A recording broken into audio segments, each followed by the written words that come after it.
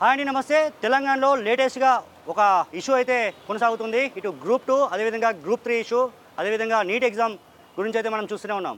BRS ప్రభుత్వం అధికారంలో ఉన్నప్పుడు నిరుద్యోగుల పట్ల, ఉద్యోగుల పట్ల చాలా అగ్రెసివ్గా ఫైట్ చేసిన ఎన్ఎస్ఐ అధ్యక్షుడు, ప్రస్తుత ఎమ్మెల్సీ మనతో ఉన్నారు, పల్మూరు వెంకట్ గారు. వారికి వెల్కమ్ చెప్దాం. అసలు ఫస్ట్ అయితే నమస్తే అండి వెంకట్ గారు. ఎన్ఎస్ఐ నుంచి ఎమ్మెల్సీగా ఫస్ట్ అయితే మీకు కాంగ్రెస్ చెప్తున్నాం. Thank you.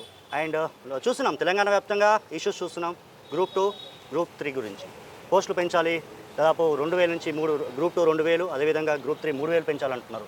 ఏం చెప్తారు సార్? ఇప్పుడు చాలా స్పష్టంగా ఎవరైతే కొంతమంది వ్యక్తులు గ్రూప్ 2 2000 పెంచాలి, 3000 పెంచాలని చెప్పి మాట్లాడుతారో ఉన్న ఖాళీలన్నీ చాలా స్పష్టంగా తెలుసు. అండ్ మొదటికెళ్ళి కూడా నిరుద్యోగులకు ఇచ్చిన ప్రతి హామీ కూడా కాంగ్రెస్ పార్టీ కట్టుబడి ఉంది. ఏదైతే మా మేనిఫెస్టోలో పెట్టిన విధంగా 100% నెక్స్ట్ అకాడమిక్ ఇయర్కి అయితే జాబ్ క్యాలెండర్ కూడా, అంటే నెక్స్ట్ ఇయర్ స్టార్టింగ్కి వెళ్ళి జాబ్ క్యాలెండర్ని కూడా ప్రకటిస్తామని చెప్పి మా మంత్రివర్గులు శ్రీధర్ బాబు గారు కూడా చాలా స్పష్టంగా చెప్పడం జరిగింది. ఏదైతే మేనిఫెస్టో కమిటీ చైర్మన్గా ఉండే దానితో పాటు గ్రూప్ 1ని కూడా కంప్లీట్ ట్రాన్స్పరెన్సీతో నిర్వహించడం జరిగింది. ఈ గ్రూప్ 1 ఏదైతే 1:100 గతంలో బట్టి గారు ఎప్పుడైతే చేయమన్న జియో నెంబర్ 55 ఏదైతే ఉండే మెరిట్ స్టూడెంట్స్కి అన్యాయం జరుగుతుండేనో ఆ జియోని కూడా తొలగించడం జరిగింది. మెరిట్ స్టూడెంట్స్కి అన్యాయం జరగకుండా 1:50 తోటి ఈరోజు గ్రూప్ 1ని కూడా ఆ రకంగా పిలవడం జరుగుతుంది. అదే చెప్తున్నా, దానికి సంబంధించి ఏదైతే గతంలో జనం ఉండే అంటే మెరిట్ స్టూడెంట్స్కి అన్యాయం జరిగేది, ఆ జియో కూడా తొలగించడం జరిగింది. అండ్ దాన్ని ఉద్దేశించి ఆ రోజు ఆ జియో వల్ల ఏదైతే మెరిట్ స్టూడెంట్స్కి అన్యాయం జరుగుతుందన్న ఉద్దేశంతో 1:100 తీయమని చెప్పి ఆ రోజు చెప్పడం జరిగింది.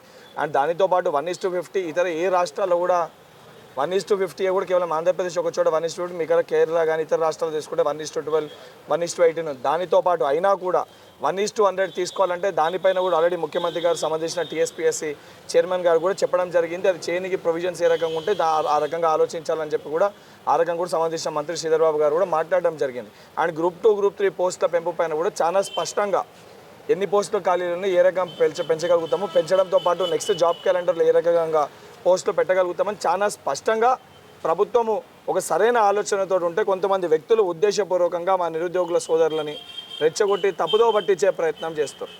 ఎందుకంటే చాలా స్పష్టంగా ప్రభుత్వం వారి మాట వినకపోయినా, ప్రభుత్వంలో మేము వారిని పట్టించుకోకపోయినా, ఏదైతే సంబంధించి నిజంగా ముఖ్యమంత్రి గారు వారి అంశాలపైన స్పందించకపోయినా, లేదా సంబంధించిన శాఖ మంత్రులు దానిపైన మాట్లాడకపోయినా, వాళ్ళకి ఎవరు అందుబాటులో లేకపోతే మీరు అన్నమాట వాస్తవం, నిజంగా ధర్నాలు చేయాల్సిన అవసరం ఉంటుంది, పోయి కొట్టాడాల్సిన అవసరం ఉంటుంది. కానీ ఎప్పటికప్పుడు వారి సమస్యలను స్పందిస్తూ సంపూర్ణ అవగాహనతోటి ఉన్న ప్రతి సమస్య పైన సంపూర్ణ అవగాహన మాకుంది.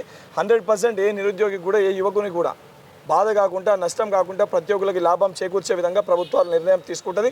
ఆ నిర్ణయానికి ఆ రోజు ప్రతి సమస్య పైన పోరాటం చేసిన వ్యక్తులుగా 100% మా ముఖ్యమంత్రి గారి దగ్గరికి వెళ్ళి మెప్పించి, ఒప్పించి ఆ ఏదైతే మేనిఫెస్టోలో పెట్టిన ప్రతి అంశాన్ని కూడా మేము అమలు చేసేందుకు కృషి చేస్తాం. అంటే ఇప్పుడు ప్రతిపక్షాలు కూడా ఆరోపిస్తున్నాయి ఏమనంటే, దాదాపు బీఆర్ఎస్ అధికారంలో ఉన్నప్పుడు కూడా ఈ విధంగా ఫైట్ చేశారు, బట్ అప్పుడు మేము కూడా విద్యార్థులకి ఏ విధంగా న్యాయం చేయాలో చాలా స్పష్టంగా ఏదైతే కాంగ్రెస్ ప్రభుత్వం ఏర్పడ్డాక ఏదైతే హారిజాంటల్ వర్టికల్ ఇష్యూ వల్ల హారిజాంటల్ వర్టికల్ ఇష్యూని తొలగించకుండా దాదాపు ఉద్యోగాలు మేము ఇస్తున్నామని చెప్పిన బీఆర్ఎస్ పార్టీ ఆ ఉద్యోగ పత్రాలు అందజేయకుండా నిరుద్యోగులకి, యువకులకి ఒక ఆశ పెట్టి, ఒక చేతిలో ఒక పళ్ళెంలో అన్నం పెట్టి మరొక చేతితోటి పళ్ళాన్ని గుంజేసుకునే ప్రయత్నం బీఆర్ఎస్ పార్టీ చేసింది. ఏదైతే మా ముఖ్యమంత్రి గారు రేవంత్ రెడ్డి గారు ఇమీడియట్గా రాగానే దానిపైన హారిజాంటల్ వర్టికల్ ఇష్యూ పైన ఇమీడియట్గా డెసిషన్ తీసుకొని తక్షణమే 30,000 మందికి ఉద్యోగ పత్రాలు అందజేశారు. బీఆర్ఎస్ పార్టీ వాళ్ళు అంటారు మేము నోటిఫికేషన్లు ఇచ్చినాం, మేము ఇచ్చిన నోటిఫికేషన్లో మీరు పత్రాలు ఇచ్చారంటారు. వాళ్ళకి సిగ్గుందా? మరి ఉద్యోగ నోటిఫికేషన్లు ఇచ్చినప్పుడు ఉద్యోగ పత్రాలు ఎందుకు ఇవ్వలేకపోయారు? ఒక నిరుద్యోగిని ఉద్యోగిగా మార్చిన రోజే, ఒక నిరుద్యోగికి ఉద్యోగం కల్పించిన రోజే